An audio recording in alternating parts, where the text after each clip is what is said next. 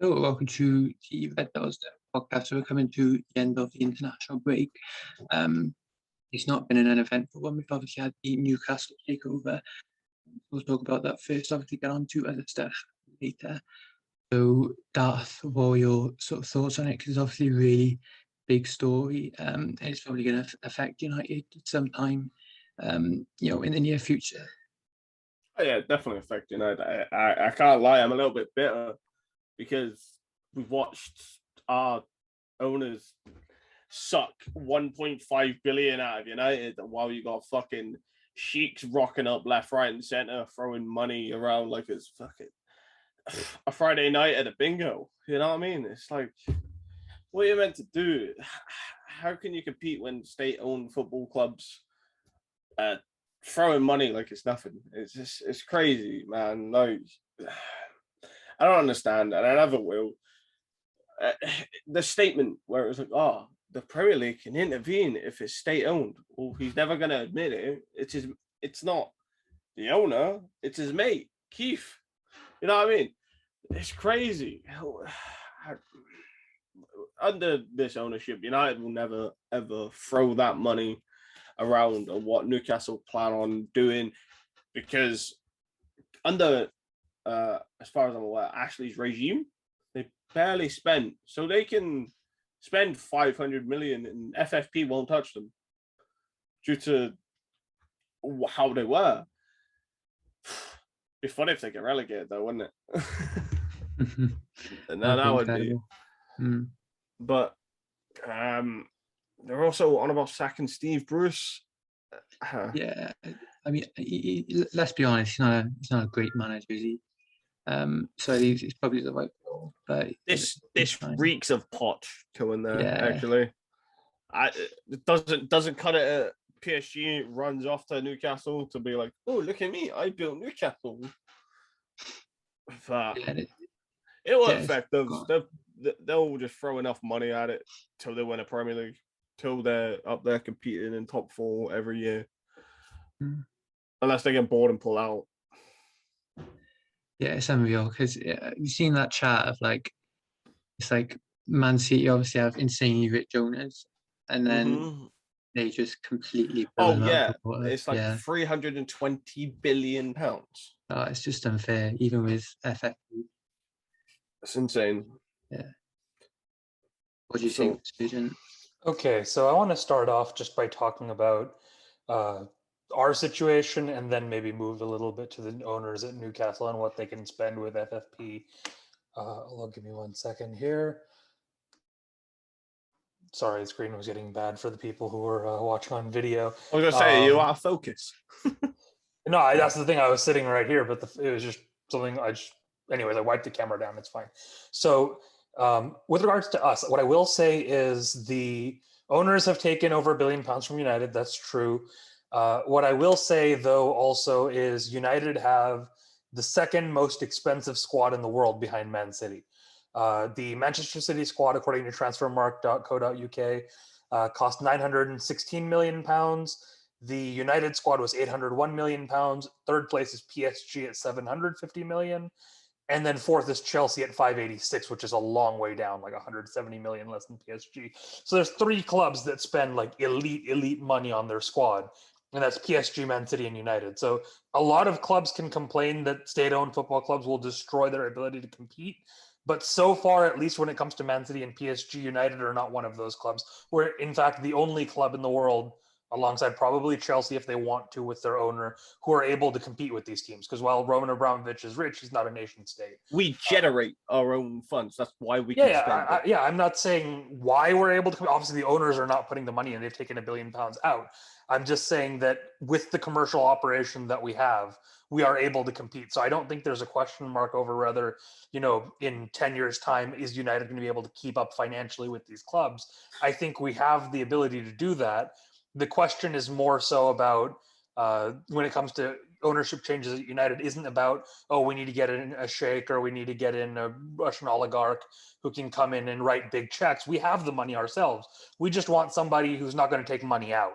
So while the Glazers suck, they're a massive negative. They're leeches on the club. I'm not denying all of that. What I will say is Unlike the owners at Man City, the owners at now Newcastle, they're not linked to human rights abuses. I'm not personally somebody who puts a huge stock in, you have to worry about what the owner of a football club is doing because you have no control over that. So I'm not saying Newcastle fans or City fans should feel embarrassed by this, but what I will say is, the situation wherein we should be able to compete financially without having owners who are linked with potentially the murder of a journalist, things like that. So there is, I would not have welcomed a Saudi takeover at United for those reasons. I think if the Saudis bought United, that probably would have been done. I wouldn't have been done. Like I said, I don't put a huge stock in that. So I said this on Twitter the other day. For me, the important thing is not that you should feel bad or you shouldn't celebrate the success of your club if you get bought out by a bad person. You care about the football club, not the owner, and you have no control over that. So I don't think fans are responsible for that. What I do think fans are responsible for is when they get a new owner and they're spending the money, and in exchange, those fans are now defending the actions of their owners that they clearly wouldn't have if they weren't the owners of their football club. So, for example, there are Newcastle fans who I've seen on Twitter, or new Newcastle fans. I'm not saying they're Geordies, but there's people out there who are saying, there's no proof about what happened with Jamal Khashoggi, the journalist, the Saudi journalist. And it's just like, it's one of those things where, you can be happy for your football club and not defend the horrible actions of the regime that controls it. So you can be happy for the club and not be unhappy and not, degrade yourself and debase yourself in that way. As far as Newcastle's ability to spend goes, just a little bit of background on the FFP. So the current FFP rules in the Premier League are that you're allowed to make a loss of £105 million over 3 seasons. That's not transfer related. That's overall for the football club. Certain things you're allowed to write off, like academy investments, infrastructure, training ground, things like that. So broadly speaking, though, if we just focus on the transfer market, you're allowed to lose £105 million over 3 seasons, more than what you generate in revenue. So there's a football finance expert. His name's Kieran Maguire. I don't have his Twitter account in front of me, but what he was saying was Newcastle over the last 3 years have generated £100 million under Mike Ashley, like profit, which he's been obviously taking out of the club, similar to how the Glazers have been taking money out from us. And so they've got that 100 million. Then they've got the 105 million that they can lose. That's 205 million. And then on top of that, certain investments don't count towards the cap. So they're able to write those off as well. So Newcastle do have about, over the next 3 years, about 250, 300 million to spend. There's no doubt about that. We're going to see transformative change at that football club. I'm really happy for their fans because in my experience, Newcastle fans have generally been interesting, decent people, like the original ones. I'm not talking about the newfound, repping the Saudis on social media people. I'm talking about, the long-suffering Newcastle fans, the ones who remember how things were like under Kevin Keegan, and then they suffered those relegations. Alan Shearer. Exactly. The ones who've seen the good times and then, they sat through the bad ones. They struggled. They saw Mike Ashley ruin their football club. I'm really happy for them, while at the same time not endorsing the regime that's taken over their club. And, Pochettino, things like people like that would be great for their club because right now they don't necessarily need a winner. Arguably, you could say they need an Ollie. They need somebody who's going to come in and rebuild that squad, rebuild that football club, and get them to the precipice of competing. So, that's the manager along the lines of Brendan Rodgers and Ole Gunnar Solskjaer and Mauricio Pochettino more than a Steve Bruce, who's basically just there to keep you somewhere between 15th in the Premier League and 10th in the Championship. That's kind of his level. So Rodgers to Newcastle, anyone? Nah. The Telegraph reported yesterday that he had no interest in the job. I don't know. Yeah, I think he's happy at Leicester. I don't know. Some players have came out and said, don't trust him. Don't trust him as far as you can throw him. Why is that?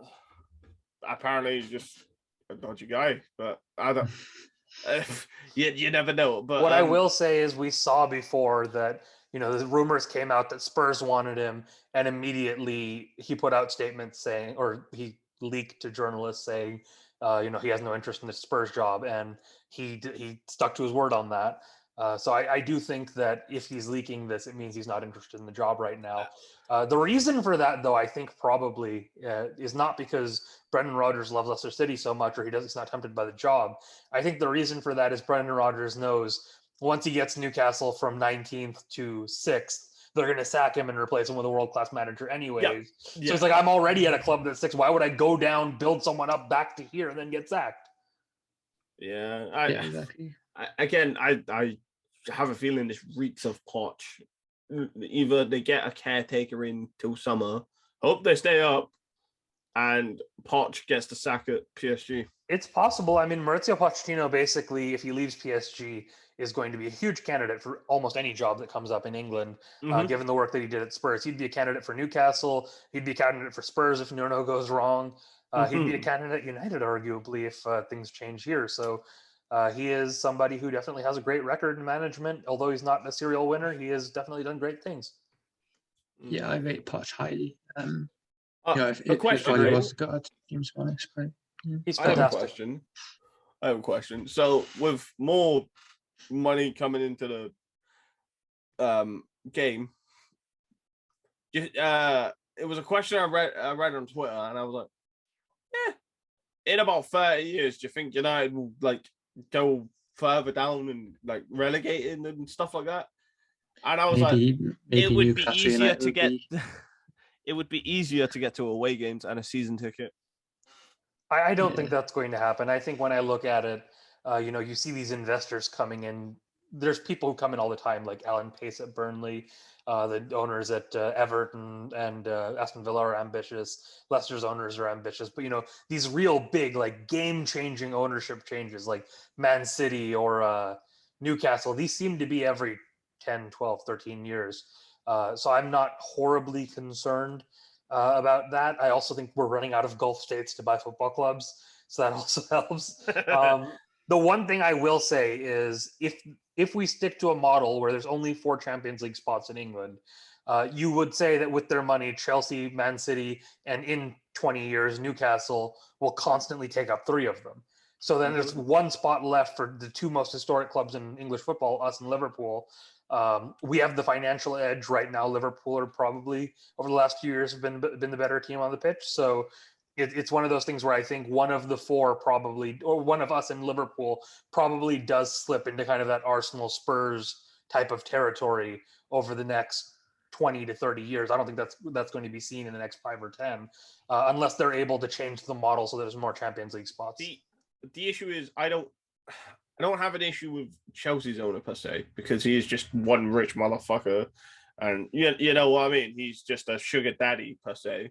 Yeah, he's also, people say he's close to Vladimir Putin, and that's true. Obviously, he's in favor in the Russian state and all that. But he's also somebody who spends a lot of time on his yacht. He's somebody who spends time, in Israel. He's not somebody who's taking owners from Putin. Putin's not telling him, okay, you can spend this much money, you have to take this much money out.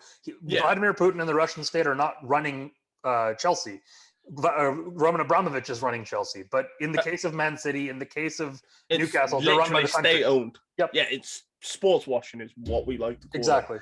it. But with Chelsea, it's not, and I don't have an issue with Sugar Daddy because he's just have some money. You know what I mean? It's the opposite of the Glazers, right? If the Glazers came in, instead of taking out $1 billion, they put $1 billion in, they'd be Roman Abramovich. But they took $1 billion out, so they're the anti-Roman Abramovich. One day when our club is sold, it will be the greatest achievement ever. But I still have a theory we're going to sell soon. They're gearing up to sell because I don't think so. I think they'll be here for a long time. Shares, okay, it's Class A shares. They don't get much from that, but they keep doing it, and it's 69% now they own. The thing is, a lot of these situations, a lot of these clubs, if you look in other countries, what happens is, I think Wolfsburg are a good example of this. In Germany, the rule is that 50% plus 1 has to be owned by the fans. So clubs like Wolfsburg are owned 51% by the fans and then 49% by I think it's Volkswagen that owns them. Yeah. So you end up in this situation where you've got a 51-49 split. I think the way the Glazers are looking at it is, as long as we control 51%, we can do whatever we want. So why not cash out the 49% extra that we have available over time as the value goes up? And I think that's what they're doing. See, I love the 50+1 rule in Germany. I think it's fantastic. Apart from Leipzig, who bent that rule and went, watch this. Yeah, they've got an exception. It wasn't even an exception. They went, he's a fan, even though he's part of the Red Bull Bold, but he's a fan. You know what I mean? A little bit like how it is with Newcastle. You know, it's an exemption that isn't really.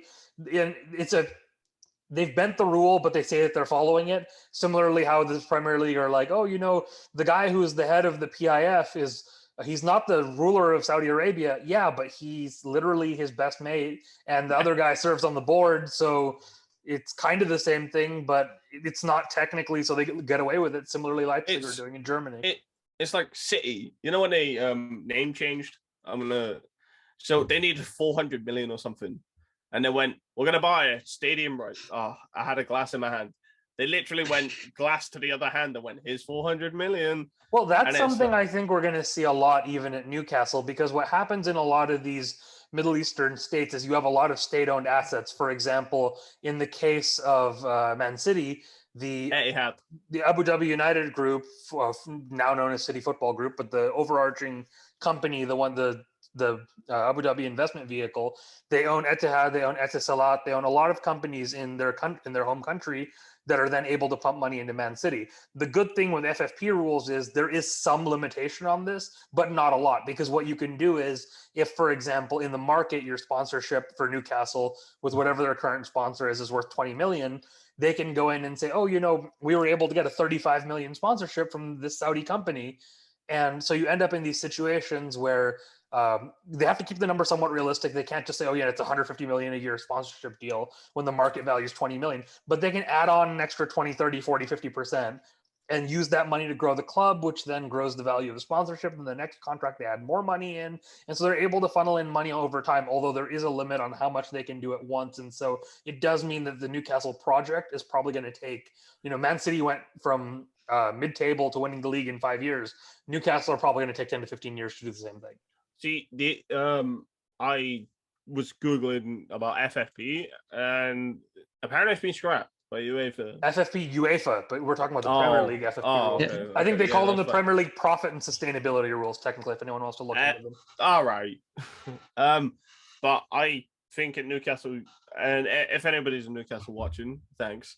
I think you're going to see a shift in players, like 70 to 80 players in the next 5 years that will like dip in and dip out, because that's how it's going to be. And the type of players that should be targeting is like players that have kind of spiraled downwards in their career, like Coutinho, maybe even Sterling at this point. So what I will say real quick, sorry, Reese, is I know that the Premier League profit and sustainability rules have a bite, because that's the reason Everton weren't able to spend this summer.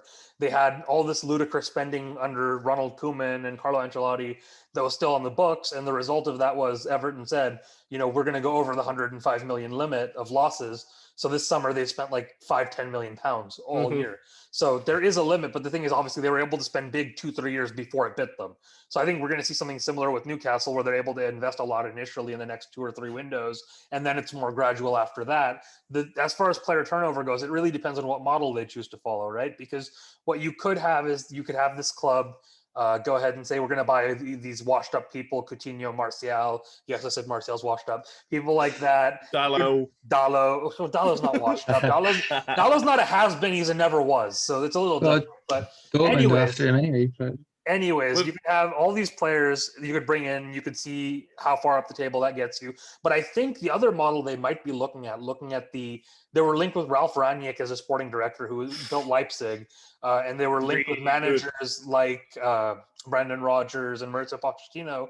So what that could suggest to me is they want to bring in younger talent and use that to build up the way Leipzig did, and not the way that PSG or Man City did it. And then when they get to 6th or 7th, then invest the big money on those 40, 50, 60 million pound transfers to really take the step up to being title contenders. A 60 million player is now your average player, right? Like, come on, man.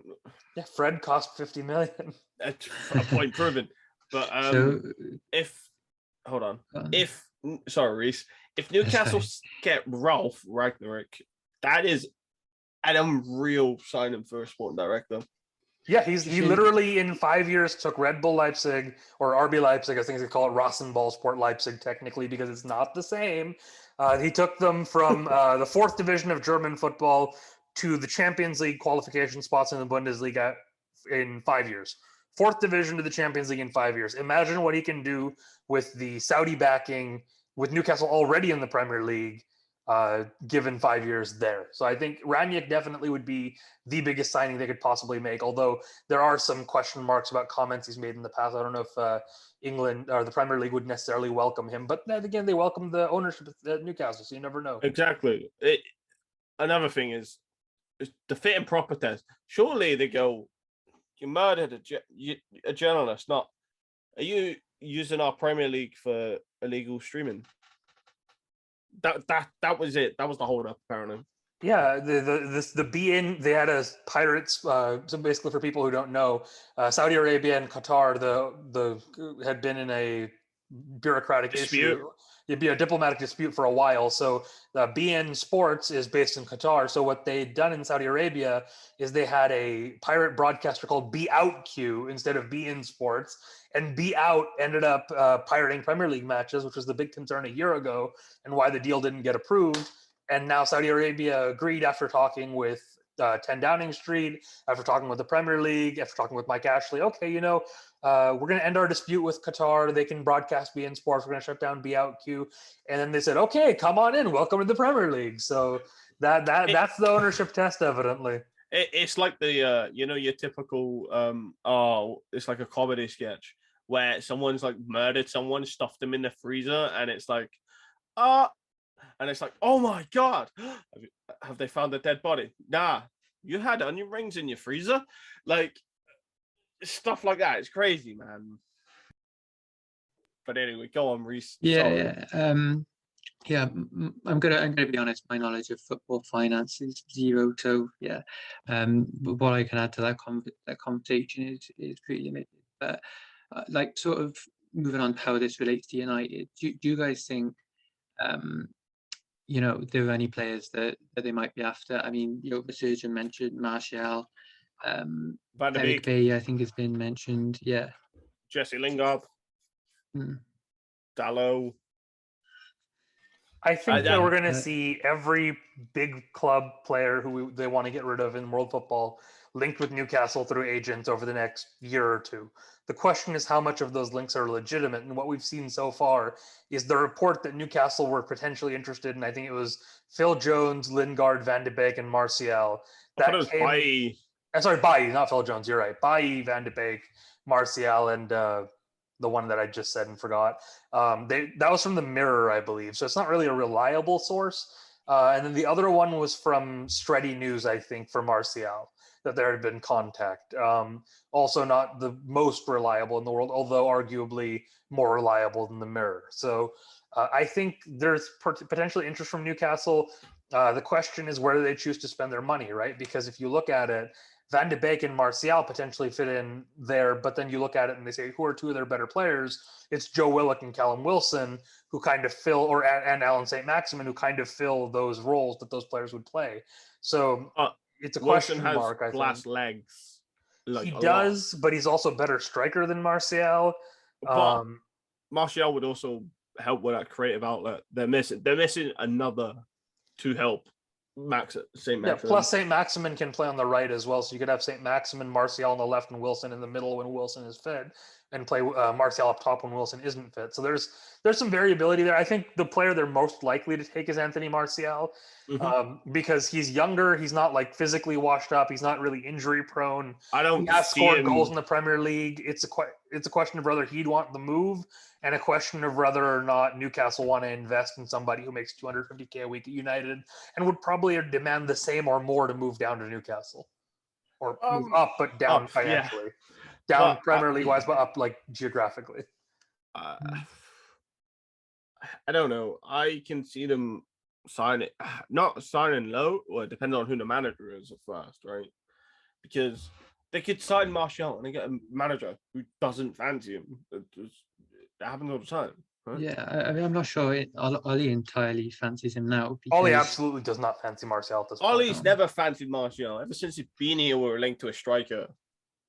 I think Ollie basically looked at it and said, you know what, Anthony Martial is better than Lukaku for what I'm trying to build in my team, because Martial doesn't wear Timberland boots when he's playing football on the pitch. Touch of a trampoline. Touch of a trampoline. And so he brought him in, and then he quickly realized that what you gain in terms of technical quality, you lose in terms of movement around the box. Like we see it now with United. If you look at movement in the box, Cavani and Ronaldo have a combined age of over 70, and the two of them in 30 minutes probably move more than Martial does in 90 minutes. I've seen more movement in a care home than I do from Martial in the box.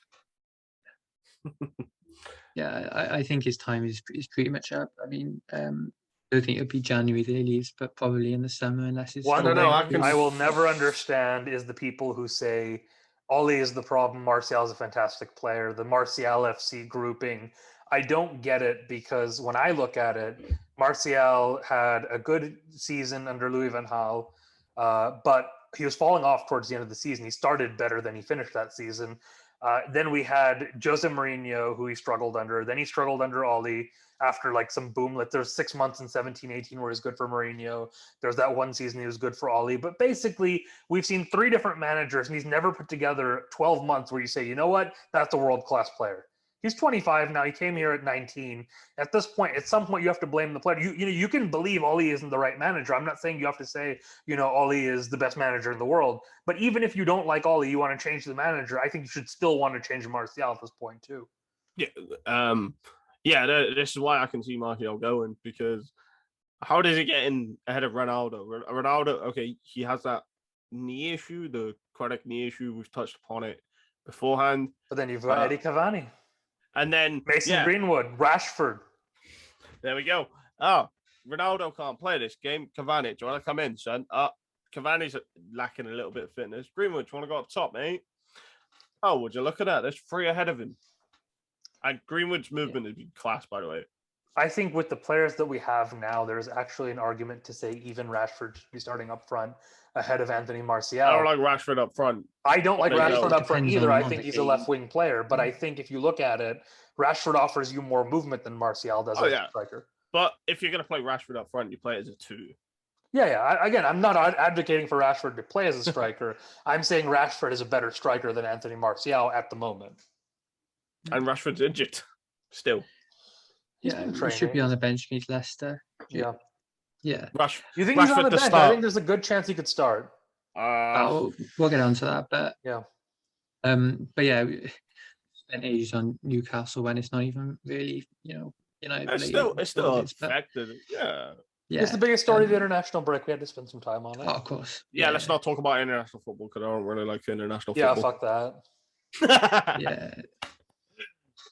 Fuck that. Yeah, this is sort of related to it, but I mean, obviously Pogba just won the Nations League. Varane won the Nations League. Pogba, it was Martial in the squad. I think he might have won it as well. Yeah. So 3 of our players. You say Pogba won it. What you're really trying to get to, Reese, you're being sneaky about it. You're being helpful to Paul Pogba. What you're really trying to do is get to the fact that every time there's an international break, you don't have to know there's an international break. Just look out for the headline from Paul Pogba that says, I'm thinking about my future. We'll see how it goes. I'm happy at United, but I'm not sure. I'm not going to commit just yet.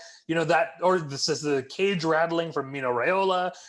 That's how we know that it's an international break. And you're trying to get there, but you're doing it in a sneaky way where you're talking about the fact that he's won the Nations League and he's done this. And, he has a good start to the season. He has 7 assists in the Premier League. But let's get to the fact that Paul Pogba, every time there's an international break, says, fuck this club, fuck its fans. I have no respect for any of you and I'm off. So, again, we're going to talk about Paul Labille Pogba because we always fucking do. At what point in the episode do we not talk about Pogba? The one when he leaves. Actually, we'll talk about him. So, as far as commonly known, Fabrizio Romano tweeted on the 6th of October. I was going to say January. Pogba's had a 400k contract on the table, sat there since last July. It is commonly known that, and Fabrizio Romano, the GOAT, tweeted that, and I'm like, well, if that's been on the deal since last July, then I don't see him signing it. Raiola's wanted him out for 2 years. COVID hit, he didn't go to Juve. The Athletic released an article this morning regarding Pogba, saying he might sign, he might not, but he's taking his time. So what he's doing is, hey, United, I might sign that deal, but you see Real Madrid over there. I think what he's doing is going iron up what Dave did a couple of years ago before he signed up a huge fucking contract. Was what PSG gonna offer me a week? What Real Madrid gonna offer me? Well, this, and then going, I might stay, and I'm like, just fucking sign it. If not, fuck off. And if you commit either way, you lose your leverage in negotiations. Like you're saying, he's basically playing United and all these other clubs against each other, trying to get the most money. We also know that it's his childhood dream to play for Real Madrid.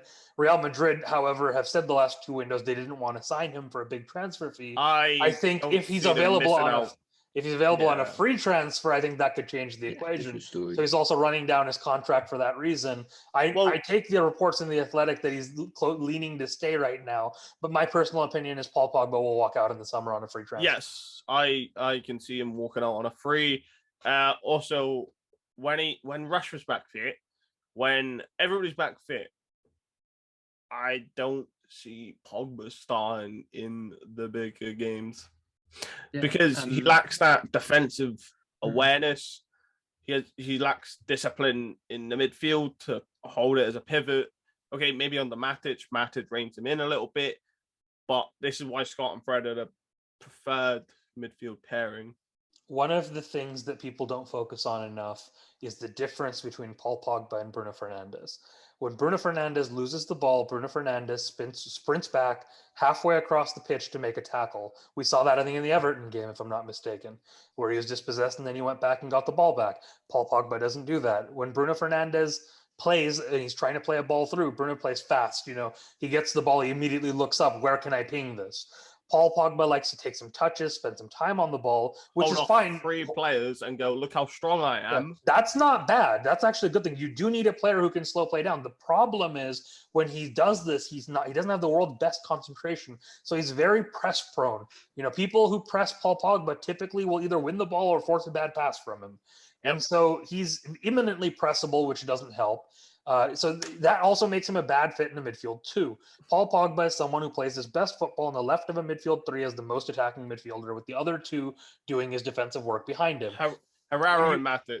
Yeah, when you have Bruno Fernandez around, he doesn't really suit that, because with Bruno around, Paul Pogba will only be the second most attacking midfielder, and he'll only have one more defensive one behind him. I don't care if you put Wilfred and Ndidi back there. It'll be better, but it won't be perfect, because Paul Pogba will still be pressurable. And so I think you're in this situation where you can't play him in a 4-2-3-1 in the midfield pivot. And on the left, when you've got Rashford back, I don't think he gets in the team at left wing ahead of Marcus Rashford. And so we end up in this situation where, we've offered $400K a week to a player who can't play in the pivot and and is behind the pecking order on the left wing. Where does he fit into this team? People say, you have to play your best players, play him in the midfield too, play a 4-3-3 and play a single pivot defensive midfielder. Tried that against Villarreal. Exactly. Yep. It's not going to work, because that second player in a 4-3-3 or a 4-2-3-1 has to have that Bruno Fernandez style ability to sprint back and make a tackle that Paul Pogba doesn't have. And because of that, it doesn't matter if it's Ndidi or Declan Rice or Tchouameni or whoever, or Casemiro, whoever you want to put back there. Kane can't. Actually, maybe Kane can. But the thing is, Kante and Pogba don't play together in the Premier League. Kante and Pogba play together for France. International football tends to be much slower.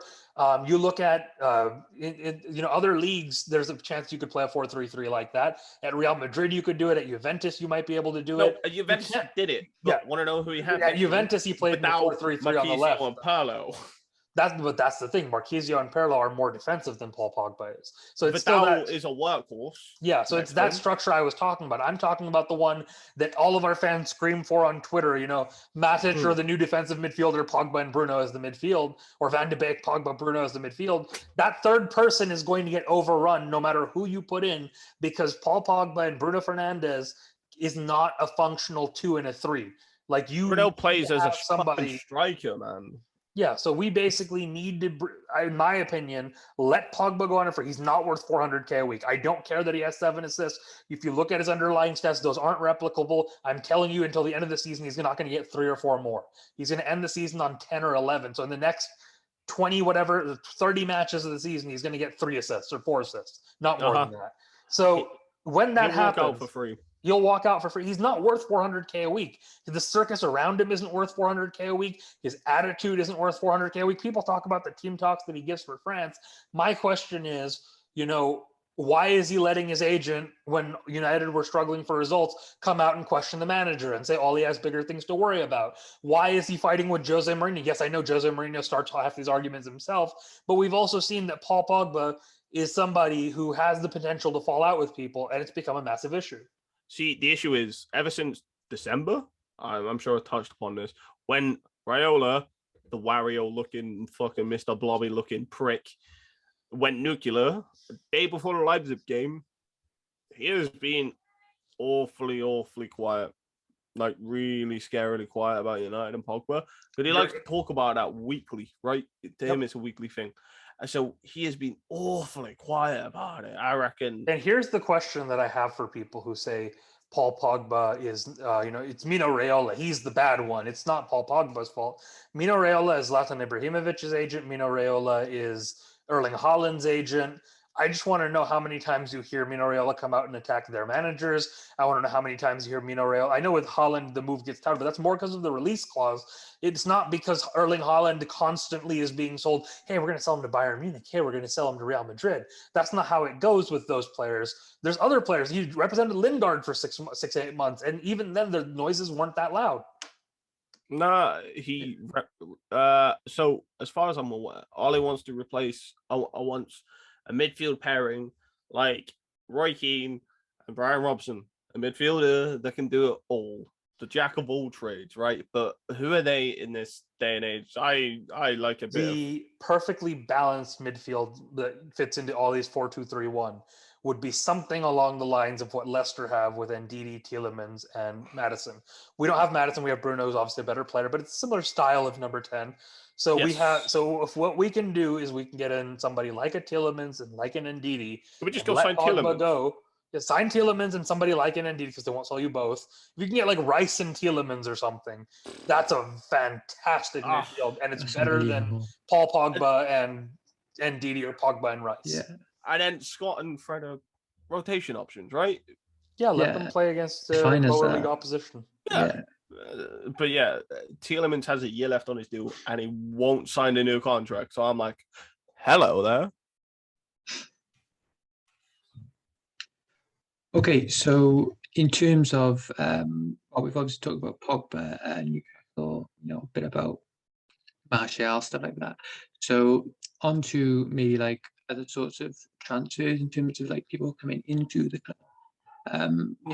Obviously the January transfer window is too far away. So who do you guys sort of think we could bring in? I mean, obviously a defensive midfielder is probably the biggest signing that we need. I've heard maybe Kessie sort of mentioned. I was talked about Ndidi earlier, but it's obviously not going to happen in January. Is there anyone in particular that you guys think we could bring in that's sort of realistic? I think when I look at it, the only player I could see us potentially signing in January, and this would have to do with the asking price, is maybe Kieran Trippier. We know that United have a long-term interest in Trippier. We know that Ollie does not rate Diogo Dalot, as don't most of our fans. Sorry, Reese. So given that situation and the urgent need at right back, I can see us strengthening there if Atletico are willing to take that 10, 15 million, whatever we offered, 15, 20 million in the summer. If they keep asking for 30, 40 million, it's not going to happen. But that's probably the one I can see happening. I think midfielder will end up waiting till the summer. I think the way that it goes right now is United would be looking at Declan Rice, who's not going to move in the January window. I think United could potentially look at Frank Kessie. But what I will say with Kessie is he is the kind of player who is basically a good version of what Fred does for us in the McFred partnership. He's not somebody who would play the Matic or McTominay role. So you'd end up in this position if you brought in Kessie, where he really only fits in the puzzle in the starting 11 if Paul Pogba leaves. He's a very different player. He's much more defensive than Paul Pogba is. He's not nearly as creative. He's not really a goal scorer. He's not really someone who's going to give you loads of assists. Well, I should say he's not really a goal scorer from open play. He does score penalties. But so Paul Pogba and him are different players. But I think in terms of taking up a spot on the pitch, you could have like a Rice Kessie pivot. Like, for example, United have been linked with Yuri Tielemans. You could have Tielemans and then Rice, or you could have Rice and Kessie. I don't think you could do Kessie and Tielemans, for example. I think Kessie is that number 8 type player. So I don't think it's somebody we would look to bring in January. Or I don't think it solves the problem that we have right now either.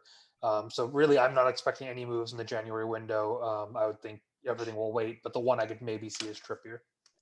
I'm in desperate need for probably 2 midfielders, because I don't see anyone in the current sort of squad fitting into an ideal sort of Premier League winning team in terms of into that double. Sorry, I threat. should say, as far as outs go, I can see Van de Beek and Martial choosing to leave in January, and Ahmad on loan.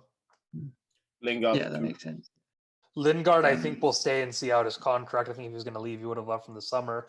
I think we will see potentially Dillo move if Trippier comes in, but those are the ones that I can see going on. I don't really expect a lot of other movement. Yeah, and I was just saying, I think Fred, McTominay will probably be squad players. I don't see them starting in a Premier League winning team. Matic will probably leave. Pogba will probably leave. So really, we're going to need 2 midfielders. And whether one of them is going to be in January, one of them is going to be in the summer. I don't know. Maybe 2 in the summer, or 1 in the summer, and then maybe next January. I don't know. But we're definitely going to need 2. I don't know. If there's anything else to add on that? Honestly, though, sorry, just as far as the midfielders, sorry, Darth, I know that you're struggling to get a word in here. Come on. A little bit of a role reversal here, but you say we need 2 midfielders.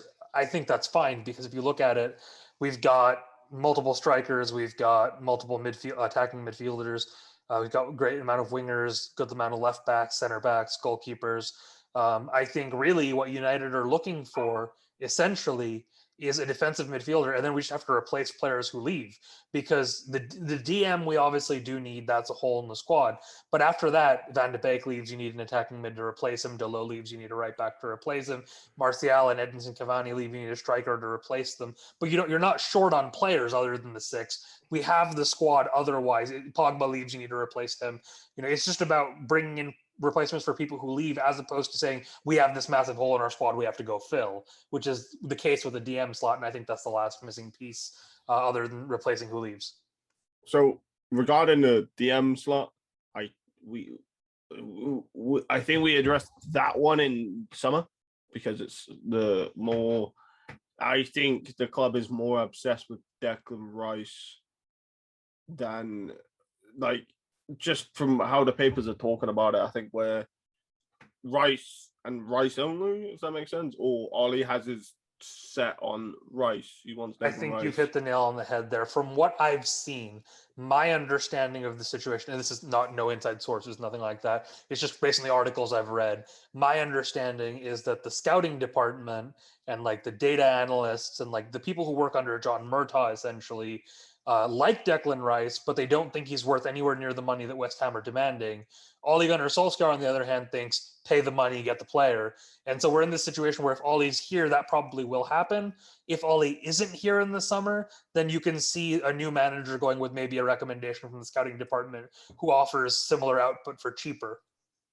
Tuchumani, is that how you spell his name? Tchouameni, yeah, the Monaco defensive midfielder. He's the Monaco fantastic. kid. He looks great. I watched him for France. Jesus. His stats look great too. He's great on the field. He's a little bit of a leader. He's young, he's inconsistent, he's going to grow. But that's the kind of signing you bring in, and then he can be your Casemiro, your Matic for the next 5-10 years. Yep. I can.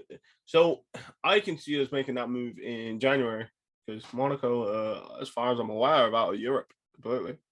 They are, yeah, but I still don't see. I think United will.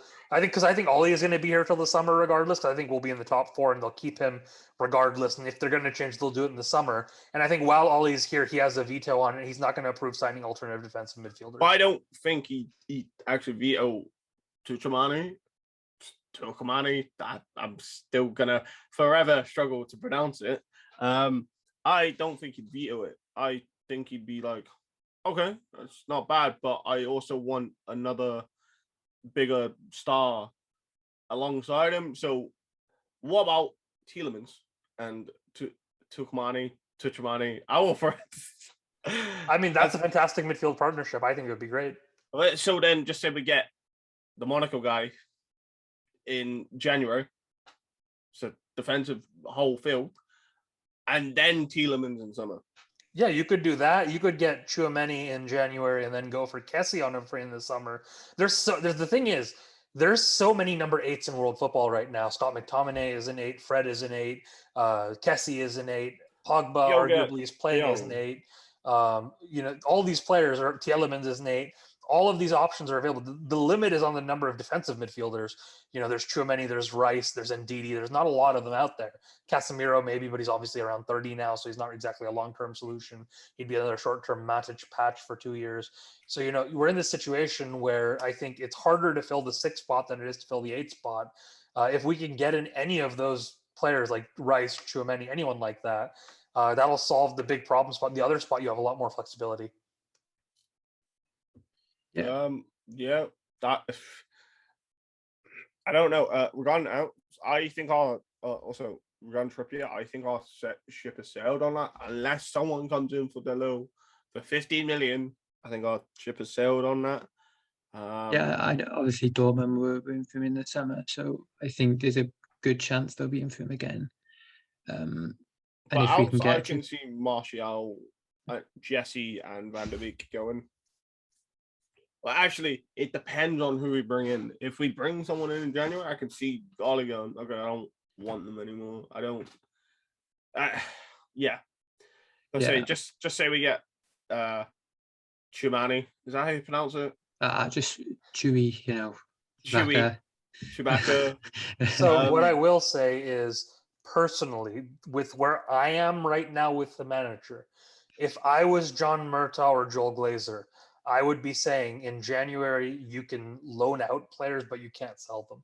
Okay. Unless their contract is up in the summer. I would want to see who I have in charge next season, because right now, the way this team is playing, I'm not sure if Ole Gunnar Solskjaer is my manager next season. And I don't want to sell, for example, Donny van de Beek, and then find out in the summer that I'm hiring Eric Ten Hag to come in. And he's like, oh, I would have loved to have Donny van de Beek play in my system at United. So I think you want to be a little bit more careful with who you sell. There are certain players you could sell. For example, Martial is somebody who 3 managers have decided at this point, or 2 managers have decided, we're kind of done with him. We've seen his attitude. It's hard to sell him. If Newcastle come in with a big money offer, you take it. No one's going to start Martial over Ronaldo. So it's fine to sell him. But there's other players that could have a role to play, like your Donny van de Beek, Jesse Lingard, who I would try to keep around and see what happens. A question for you, Resurgent. What about Jesse Marsh to United as manager one day? You're putting me in a very awkward spot, because number one, I don't want to speculate about the manager beyond saying no one likes to speculate. Confirmed for next season. What I will say is, I think Jesse Marsh is a very talented manager. He is the most talented manager the United States has produced, certainly. I think he's somebody that would fit into the model of a director of football at a club, and I think one day he will manage a club like United. I don't know if it'll be United. I would love to see it in the future. I think he's a good coach. I think he's somebody, though, who's going to need a little bit more time. I don't think he'd be ready in the next year or two. I think he needs to spend 2-3 seasons at Leipzig, and then after that, maybe move to a bigger club. He seems to have struggled a little bit to get what he wants across. Well, we have to remember with Leipzig, though, also, they've lost so many big players this summer. We've seen, was it Sabitzer who moved to Bayern Munich? We've seen Upamecano left, Konate left. So they've lost a core of that squad. And so because of that, it's going to take a little bit longer I think for them to get to the level that they can be at, I think Jesse Marsch will be given that time. I think he's a good manager. He'll be a successful manager at Leipzig, and he'll manage a big club one day. Whether or not that will be United, I don't know. Lovely diversion answer. Nice. I like it. Look, I like Jesse Marsch. I love United. I'd love to see the two of them together, but I'm not at a place right now where I'd sack the manager. Yeah. And I'm not at a place right now where I'm confidently able to say, Jesse Marsch would be a great appointment for United, because honestly, his start at Leipzig has been a little bit of a stutter, and there are reasons for that. And I think it'll stabilize, and it needs months and years to get there. So I think he's somebody who's going to spend 2-3 years there and then move on to a bigger club. But for right now, I think he is where he needs to be. Yeah, Leipzig's a good club to build your stature at anyway. Look at Mark Rose.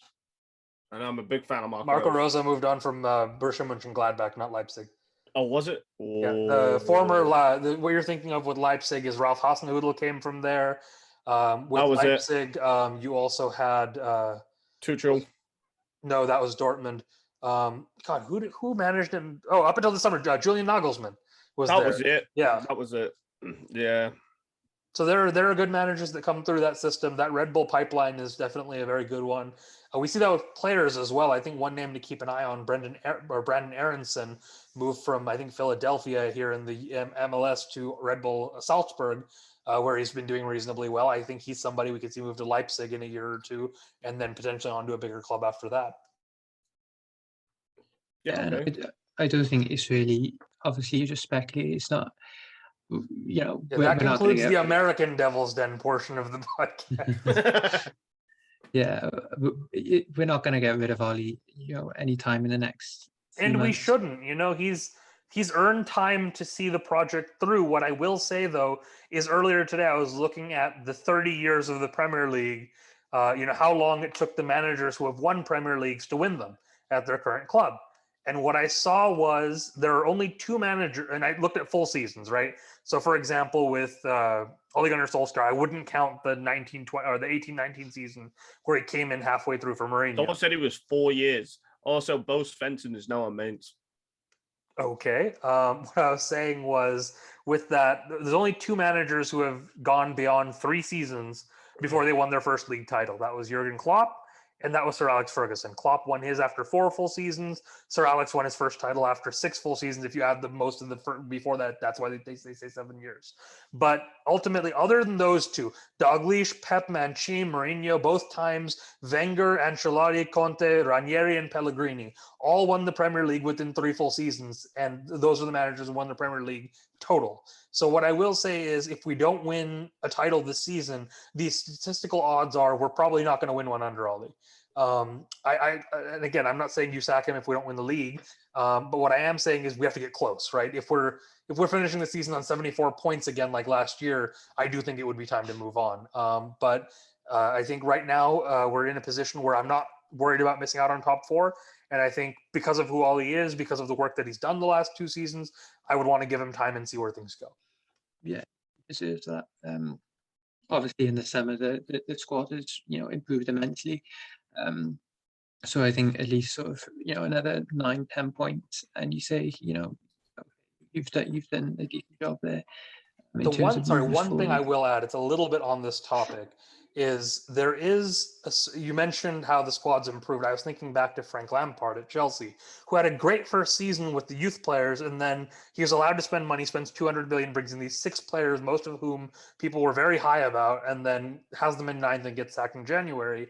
And people say, oh, he's a bad manager. Pochettino isn't necessarily doing world-beating stuff with PSG yet. So people are saying, oh, Poch isn't all that he was cracked up to be. There are managers who are good for certain jobs, certain levels, right? I think David Moyes is a good example. David Moyes was a terrible Manchester United manager. But David Moyes is a fantastic manager if you're any club in the Premier League that wants to end up 6th or 7th. He will get you there. He's great at that. So there are certain managers who can do certain jobs, and just because you couldn't take the next step after that doesn't make you a failure. It just means that you were brought in to do a certain job, and now someone else has to come in and do another job afterwards. So the question now is, Ollie did his first job. His first job was make us a consistent top 4 team, sign world-class players, rebuild the squad. Other than the defensive midfielder and some squad players, that's done. The question now is, can Ole Gunnar Solskjaer take the next step towards winning titles and trophies on a consistent basis at United, or is he going to be, like Pochettino was at Spurs, somebody who brought them right up to the precipice of success, but then failed to get over the hump? So, regarding your thing with David Moyes, Pellegrini won a title with City, went to West Ham, got sacked. Doesn't make him a bad manager. He just didn't have the right players. Like, it's simple. I say it's simple. It's there's more to it, but you know what I mean. It's if you don't, it's a difficult. Pellegrini thing. was the first manager in the new Galacticos era at Real Madrid. People forget that before Mourinho got there, he spent a year with them with Ronaldo and Kaká. The summer they signed them, and they didn't really achieve anything, and he got sacked.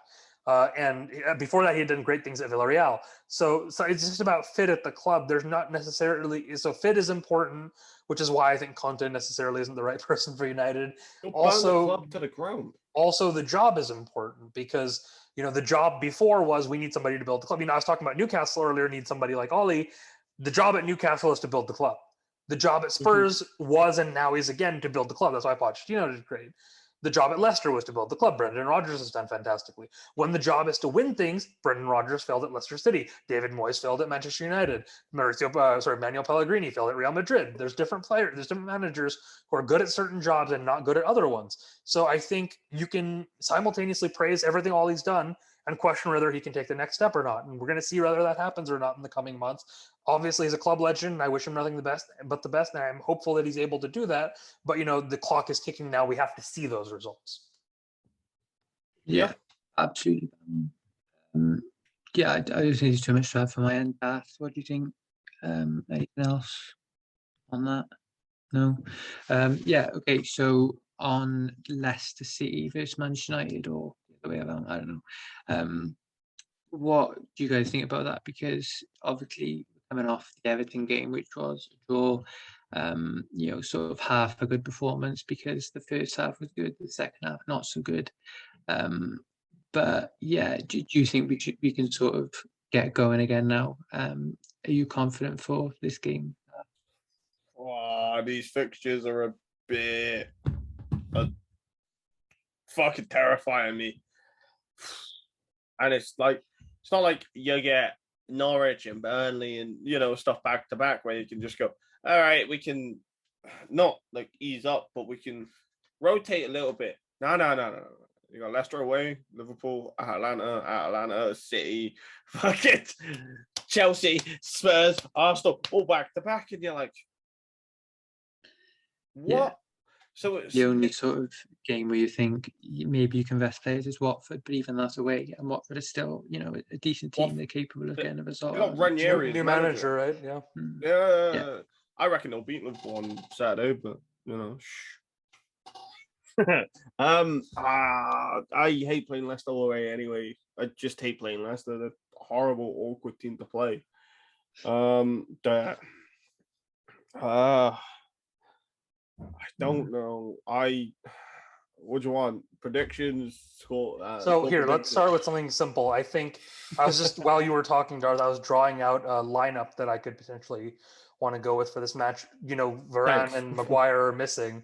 Would you want to change the formation, stick to the 4-2-3-1? No. Yeah, stick to it. I think Eric Bailly and Victor Lindelof is absolutely fine. I have a hunch Maguire starts. See, I think we're going to see Harry Maguire miss out on probably another week or two of football, then come back in. I don't know. I just have a feeling it's going to be...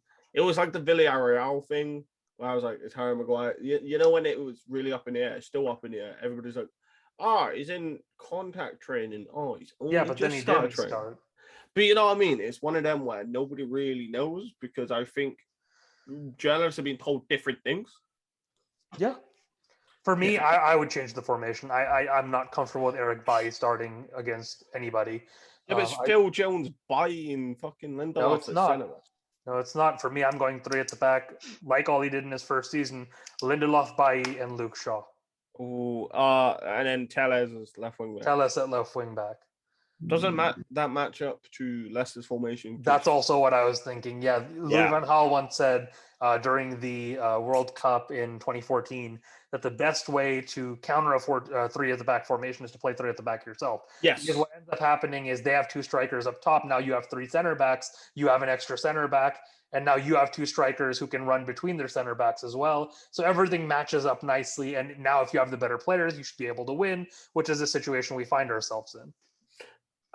It is such a it's going to be horrible. I don't. I also look at, it's one. I think I've talked about this in the pod before.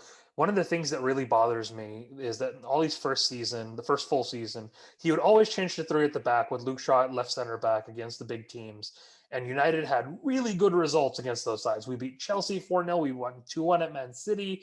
We got the draw at Anfield when nobody was getting anything off of Liverpool. We had really good results. And then in the second season, he decided, I'm going to be more attacking. And I like attacking football, but it's not necessary against the top 5 or 6, 7 teams. So I would go with the three at the back. I think that gives us the best chance of getting a result, especially without our captain and without our best center back.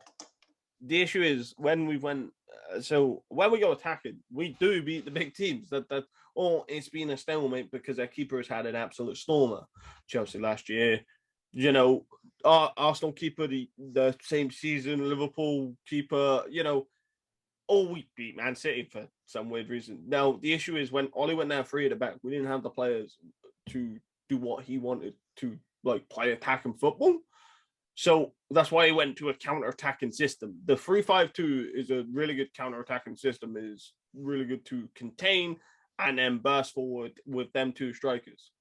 Yeah, and we're away at Leicester. I think that would work very nicely. The other thing you have to remember is Eric Bailly might be fast, but he makes boneheaded decisions sometimes. And if you play a 4-2-3-1 with a high line and you have Jamie Vardy, even at 35, 36 years old, trying to run in behind, you're going to be in for a world of hurt. Lindelof will have him in his back pocket, don't you worry. I hope so. I really rate Victor Lindelof, and I think he'll do a good job. But the question is, what happens if he runs off Bailly overcommits, and now there's massive space in behind? I think sitting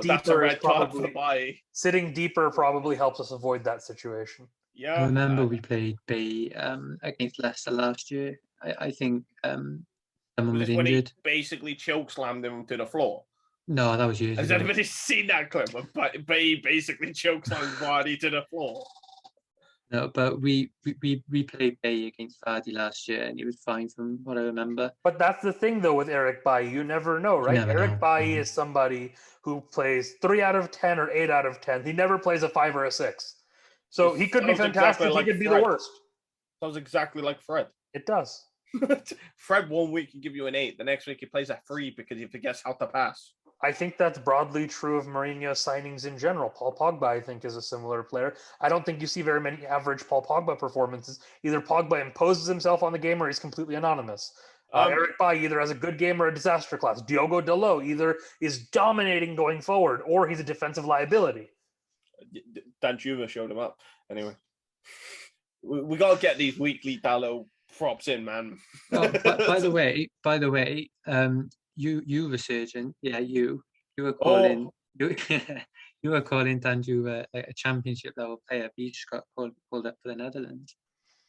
Yeah, well, Louis van Gaal knows more than I do, so I'll defer to him. But what I will say is, last season Danjuma was playing in the championship. So when I said it, he'd played like 8 or 9 top division matches at most. So it was a perfectly fair statement to say he's a championship player. Harry Maguire was once a championship player. Now I think he's a championship winning player. Like not the championship, but like a champion, like a trophy, Premier League winning player. So you end up in this situation where players evolve over time. But what I will say is last season, Danjuma was playing in the championship and he ran rings around Diogo Dalot. But this is not the Dalot show. Let's get back to Leicester City. It's not the Dalot show. Anyway, what's everybody's... Okay, you're going 3 at the back. Well, let's do the team that we think Ollie will pick, and then I'll tell you what I would have done. And if you have something different, we can go with that too. Yeah, I think what I would pick is pretty much the same as what Ollie would pick, to be honest. I'd say 4 at the back, obviously De Gea in goal, Bailly, Lindelof, Shaw, and Wan-Bissaka. Because we're missing Maguire and Varane, I think we'll probably see McTominay and Fred. I think if we had Maguire and Varane and Lindelof and Bailly and We'd still Phil see Scott Jones McTominay and Henderson and De Gea are both in goal at the same time, we would still see McFred in a big game, which is immensely frustrating, but I think they'll be there, yeah. It makes sense though why you're playing big games, right? It does, but only if you want to play on the counterattack. If you're trying to impose yourself on a team going forward, it makes sense.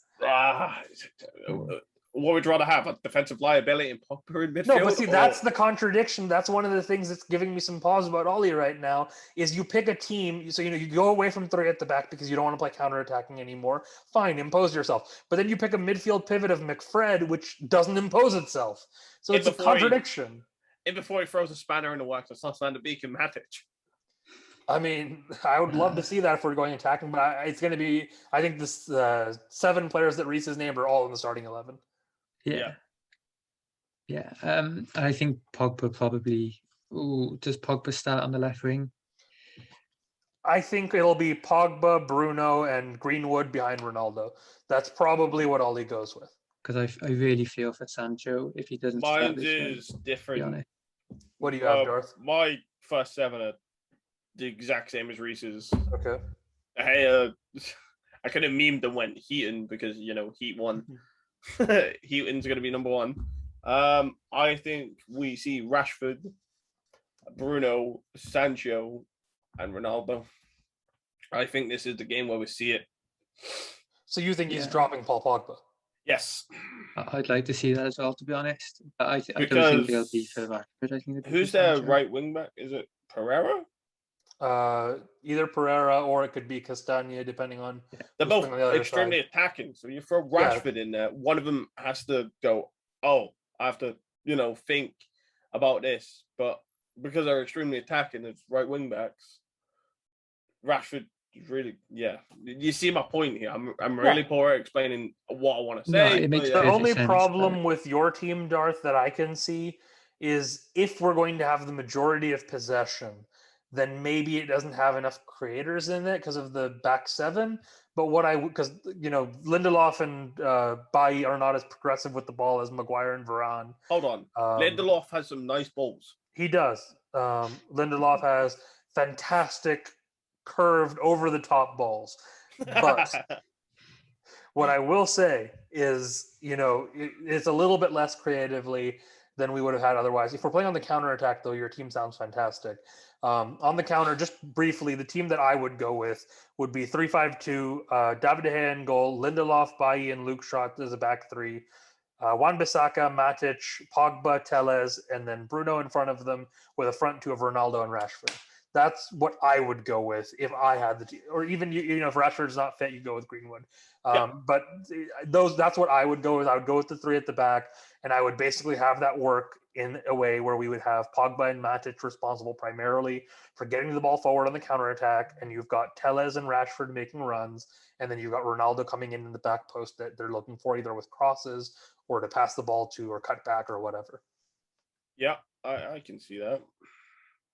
I get your team. I fully understand your team. I just don't think Ollie does it. I don't think Ollie's going to pick it. I think there's absolutely zero chance he goes with the team that I pick, but I think that's what would be most effective because my problem is I don't want to start McTominay or Fred, and so the way to get around that is to play Matic and Pogba, which now means I don't trust Bailly and Lindelof behind them, so I have to go with 3 at the back.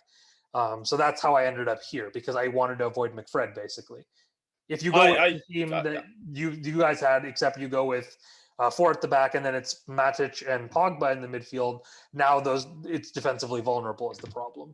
That's why we chose McFred because Varane and Maguire aren't available, and Pogba again, as we've mentioned, is a defensive liability. Yeah, and I don't think McFred give you, lots of defensive cover, but they give you more than Matic and Pogba would, for example. Yeah, it's not ideal, but it's the best that we can offer with the squad. And on Rashford, I don't think it would fit, to be honest.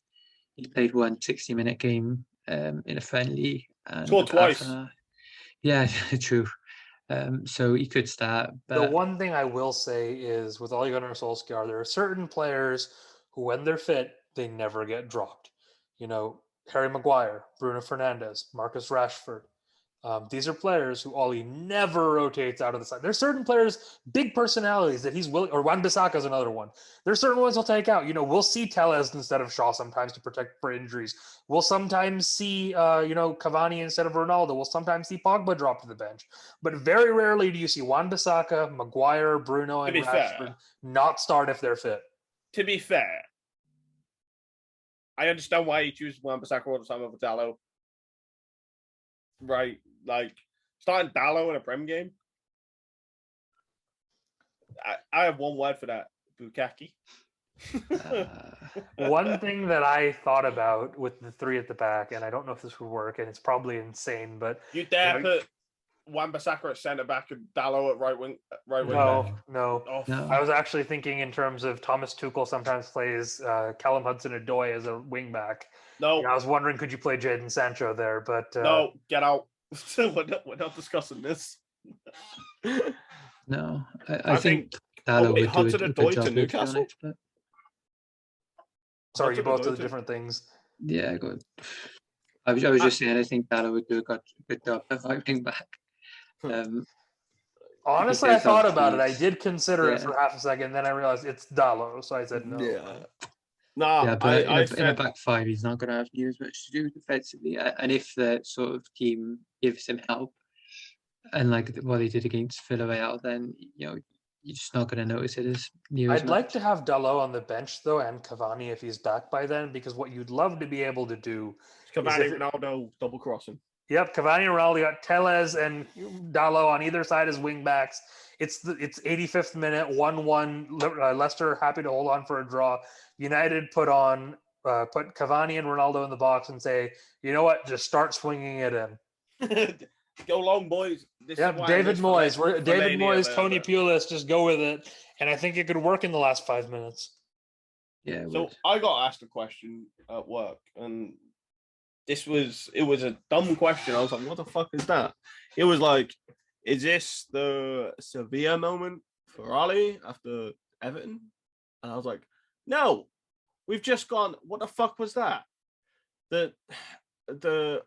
So at what point under a manager did you know it wasn't going to work out? For me, it was the Fulham game under Moyes, the 81 crosses or something. The Southampton game in January for Van Gaal, well, I knew he wasn't going to make it. And Sevilla with Jose, but by the Liverpool game, you knew players that just went, fuck this. For me, I would say that it was the Fulham game with the 81 crosses with Moyes, same as you. With Louis van Gaal, I think I turned on him after one of the 0-0 draws in that December. But then I switched back actually when Rashford came in, and I actually didn't want Van Gaal sacked when he was. I would have kept him another season. So for me, ultimately, Van Gaal, I turned back. So I don't know if that counts. When it comes to Jose Mourinho, I never wanted him at the club in the first place. I barely tolerated him while he was here. And in that last season, I mean, after Sevilla, I was upset, but I didn't want him sacked. When we got to the last season, when we had lost, I think we got to the Newcastle game where it was reported if he lost, he would be out. Oh yeah, and I think at Sanchez that point, winner. Yeah. So that one, I think if we hadn't won that, I probably would have been ready for the change then. So, but yeah, there's always a point in there in certain times. I don't think you know it though at the time. It's one of those things you look back in retrospect, because the problem is, is especially under Ollie, right? You look back in that loss at Burnley in January 2020. I thought that was it. Yeah, at the time you might feel that's it, and then the form completely switches. So it's one of those things you look back in the history books and you can say that was the important turning point, but you can't know it moving forward. It is so weird, man. Like under Ollie specifically, like under Jose, if we were bad, we were bad, but we could still grind out a little bit of a draw. Under Ollie, sometimes it looks fucking like they don't even know how to fucking play football. Gary Neville said it, didn't he? He called us like the odd bunch or something. I think that's what he was getting the at. misfits. Honestly, it's crazy. People don't like hearing this, but I'm increasingly convinced that it's true. And it sounds like analytics Twitter, so people don't like it. But what I will say is one of the reasons why Man City and Liverpool can be successful when they're not playing well in a way that we aren't is their team is structured better defensively, And they Yes. have set patterns where, you know what, if we don't know what we're doing up front, the ball goes in these 10 passes and we see what happens. The problem with United is we rely a lot on individual duels, both defensively and offensively. And the problem with that is when those aren't coming off now, they don't know what to do. So the issue is with City and Liverpool, guess what they have? We don't. If you say a defensive midfielder, that doesn't change anything as far as the pattern. No, it helps. A couple of weeks ago, one of the things I looked at, you look at the goals we've conceded this season. St. Maximin's goal with Newcastle. You look at the one, the goal for Everton. Luke Shaw and the entire back four is on the right half of the pitch. The entire left half is open for anyone who wants to show up. To be fair, Fred should have fouled Demarai Gray before even that happened. Okay, but even take out that moment. Look at the one with the corner where the Tom Davis was offside for the goal. Yerry Mina was offside for the goal that Tom Davis passed to him for in the offsides goal for Everton. You know, in that passage of play, you have two Everton players, and our entire area in that half of the pitch is empty, and they have space to move into. It's repeatedly happened for us where we leave half the pitch empty because we don't have a defensive, I shouldn't say we don't have one. We do have a defensive structure. It just shifts too far to one side. We're drawn to the ball. We get sucked in. As far as I know, in the Athletic, Eric Ramsey has been moved to defensive setup. No, has he really? Yeah, he apparently. Yeah, the Athletic wrote an article about it. And I was like, oh, that's big. Because did any of you watch that hour-long thing he had? Like the hour-long. Yeah. Did you watch it? It's really good in how he explains. Anyways, we're running out of time. Predictions, guys. We'll start with Darth. I'm gonna go 1-1. All right, Reese. Yeah, I think 1-1 is about right. I think when Rashford starts playing, the results will pick up. But I think he's going to be on the bench for this one. So I'm going to go with something that sounds absolutely insane, but we're going to win this match 2-1. And the reason for that is because Leicester City are more discombobulated than we are. They're not having a good season. Oh yeah, because Fofana what's the other guy? The Turkish lad. Çağlar Söyüncü. Yeah. They look lost without Fofana. Is Söyüncü out as well?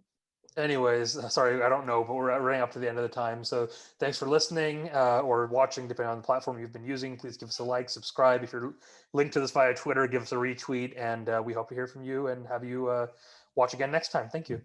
Bye.